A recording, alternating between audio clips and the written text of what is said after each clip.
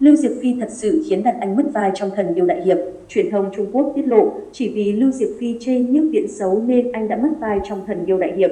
Cách đây đúng 20 năm, nhà sản xuất Trương Kỳ Trung đã quyết định đưa Thần Điêu Đại Hiệp của Kim Dung lên màn ảnh và tiến hành quá trình casting rất kỹ lưỡng. Theo truyền thông Trung Quốc từng tiết lộ thì trong buổi casting cuối cùng, chỉ vì Lưu Diệc Phi chê nhiếp viễn xấu, nên anh mới mất vai Dương Quá trong Thần Điêu Đại Hiệp và Huỳnh Hiểu Minh là người thay thế. Điều này khiến cư dân mạng rất bất ngờ và không nghĩ chỉ với một câu nói của thần tiên tỷ tỷ đã làm cho đàn anh mất vai một cách dễ dàng như vậy. Nhưng trang Baizia Hao cho biết Lưu Diệc Phi trong buổi casting đó không chê bai nhiếp viễn, thay vào đó cô nói rằng bản thân có cảm giác hơn khi diễn cùng với Huỳnh Hiểu Minh.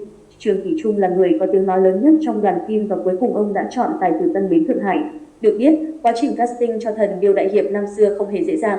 Vốn là bản truyền hình đầu tiên do Đại Lục sản xuất nên Trương Kỳ Trung rất áp lực trong việc chọn diễn viên. Ban đầu, Trương Kỳ Trung đã mời nhiều mỹ nhân nổi tiếng như Châu Tấn, Tôn Phi Phi, Lâm Y Thần cho vai tiểu long nữ, nhưng chẳng ai trong số họ chấp nhận tham gia bộ phim.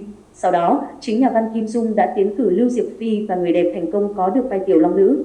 Về phần Dương Quá, ứng cử viên đầu tiên cho vai diễn này chính là Tạ Đình Phong.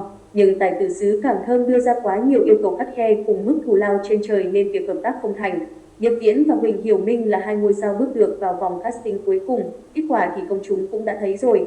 Phải mất đến 2 năm thì Thần Điêu Đại Hiệp mới được lên sóng nhưng phản hồi của khán giả lại khá tiêu cực. Những người xem cho rằng Lưu Diệc Phi rất xinh đẹp và khí chất hợp với vai tiểu long nữ nhưng diễn xuất của cô lại quá kém, không bằng các đàn chị Trần Ngọc Liên, Lý Nhược Đồng. Cộng thêm tạo hình cầu kỳ nên càng khiến mỹ nhân 8X này như tiểu thư quyền quý hơn là người sống trong cổ mộ nhiều năm.